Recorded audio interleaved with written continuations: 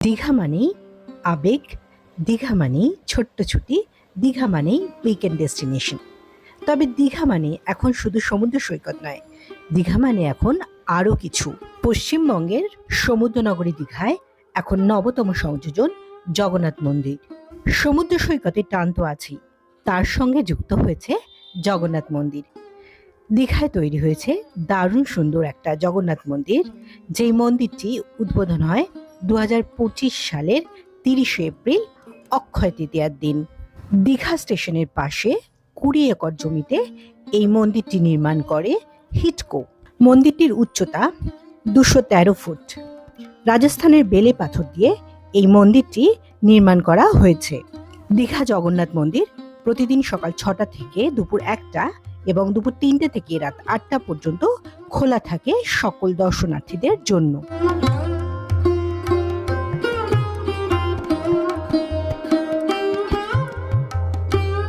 মন্দিরে প্রবেশের জন্য রয়েছে দুটো গেট, গেট নম্বর 2 এবং গেট নম্বর 6। নিউ দীঘার দিক থেকে আসলে 2 নম্বর গেট প্রথমে পড়ে, আর যদি ওল্ড দীঘার থেকে আসা যায় তাহলে 6 নম্বর গেটটা আগে পড়বে। ট্রেনে করে আসলে দীঘা স্টেশন থেকে পায়ে হেঁটেই পৌঁছানো যায় এই মন্দিরে। মন্দিরে জুতো পরে প্রবেশ নিষেধ, তাই রয়েছে বিনামূল্যে জুতো জমা রাখার নির্দিষ্ট কাউন্টার। সেখানে জুতো জমা রেখে প্রবেশ করতে হবে মন্দির প্রাঙ্গণে। মোবাইল ফোন নিয়ে প্রবেশ করতে দিলেও অন্যান্য ইলেকট্রনিক গ্যাজেটস নিয়ে প্রবেশ করা নিষিদ্ধ। সেই কারণেই এখানে রয়েছে আরও একটি কাউন্টার, যেখানে বিনামূল্যেই সমস্ত জিনিস জমা করে রাখা যাবে। সবকিছু জমা করে এই রাস্তাটা ধরে যেতে হবে মন্দিরের উদ্দেশ্যে।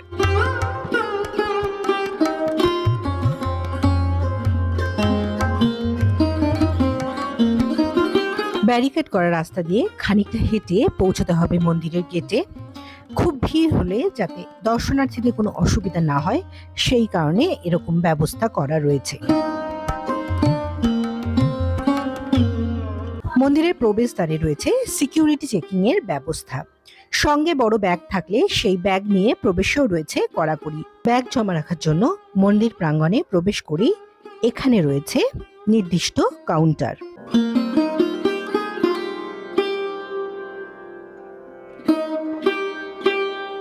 প্রবেশ করেই সামনে রয়েছে হাত পা ধোয়ার জায়গা।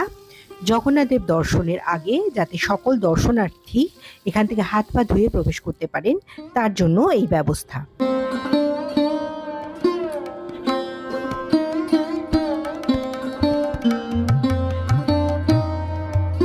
পশ্চিমবঙ্গের পূর্ব মেদিনীপুর জেলার নিউ দীঘায় এই মন্দিরটি এখন ট্যুরিস্টদের কাছে প্রধান আকর্ষণ।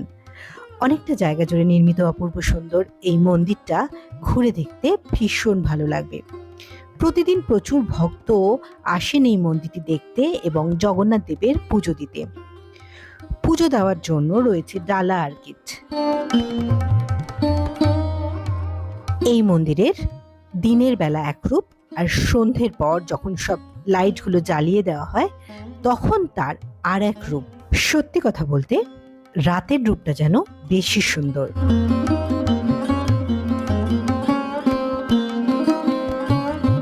পুরীর মন্দিরের মতো এই মন্দিরেও প্রতিদিন ধ্বজা পরিবর্তন করা হয়ে থাকে।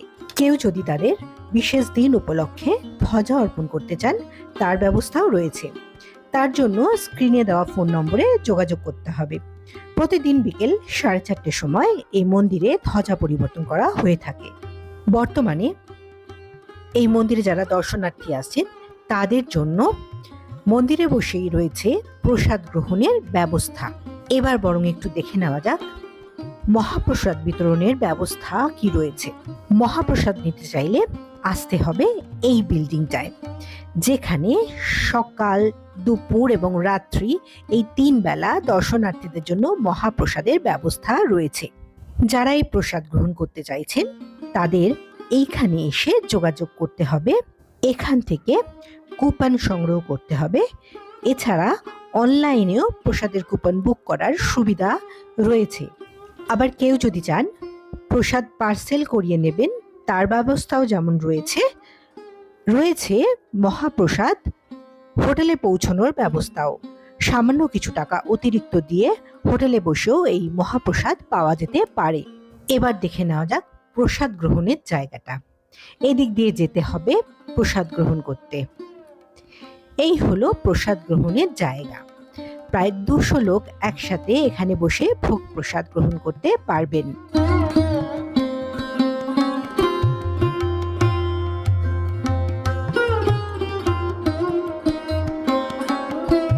এই বিল্ডিং এই রয়েছে সুন্দর একটা সুভেনির শপ, যেখানে পাওয়া যায় বিভিন্ন রকমের গিফট আইটেম, ঠাকুরের মূর্তি, পোশাক, আরো অনেক কিছু। এত রকমের জিনিস দেখে মনটা কিন্তু বেশ ভালো হয়ে যাবে।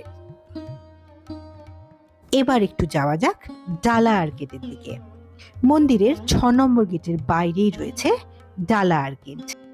ডালা আর্কেডের ভেতরে এই হলো ডালার দোকান।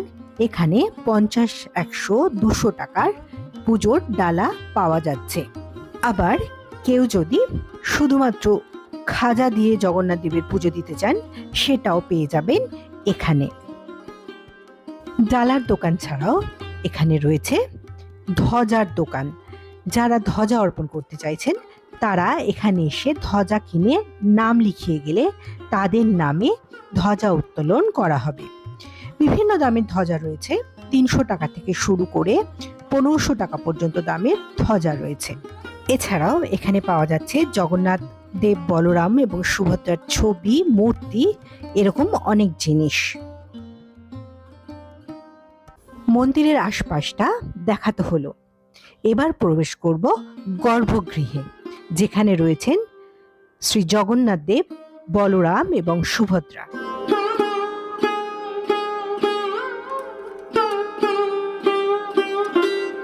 মন্দিরের একদম সামনে এই সিংহদ্বার দিয়েই প্রবেশ করতে হবে। পরপর এরকম 3টে গোপুরম স্টাইলের গেট পেরিয়েই পৌঁছানো যায় গর্ভগৃহে। তবে গর্ভগৃহে ছবি তোলা নিষেধ। এখানেও পাওয়া যাচ্ছে পুজোর ডালা, যার দাম পড়ছে 100 টাকা।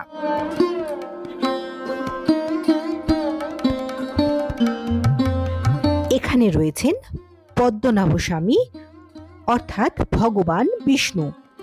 গর্ভগৃহে প্রবেশ করার সময় একটা গোপুরম গেট পেরোলেই দেখতে পাওয়া যাবে এরকম পদ্মপুকুর, যেখানে রয়েছে প্রচুর পদ্মপাতা।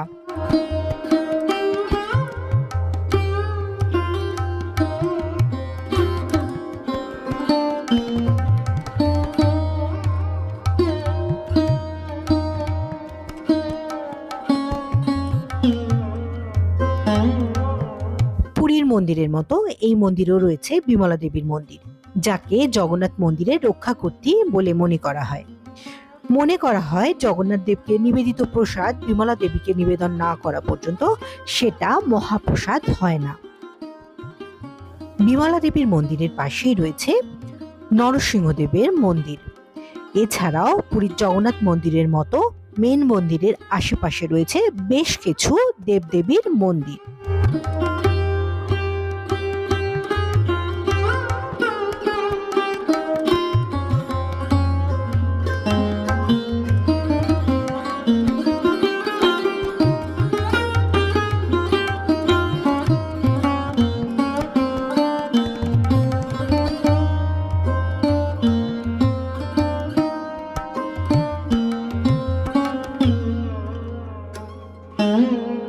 এটা হলো হরিনাম মণ্ডপ। এখানে সকাল এবং সন্ধে দুবেলা হরিনাম সংকীর্তন হয়ে থাকে। দীঘার জগন্নাথ মন্দির নিয়ে এই ছিল আমার আজকের নিবেদন। ভিডিওটি যদি আপনাদের ভালো লেগে থাকে তাহলে লাইক করবেন, শেয়ার করবেন, আর চ্যানেলে নতুন হয়ে থাকলে চ্যানেলটি সাবস্ক্রাইব করে নেবেন। ফিরবো খুব তাড়াতাড়ি আবার একটা নতুন কোনো গল্প নিয়ে।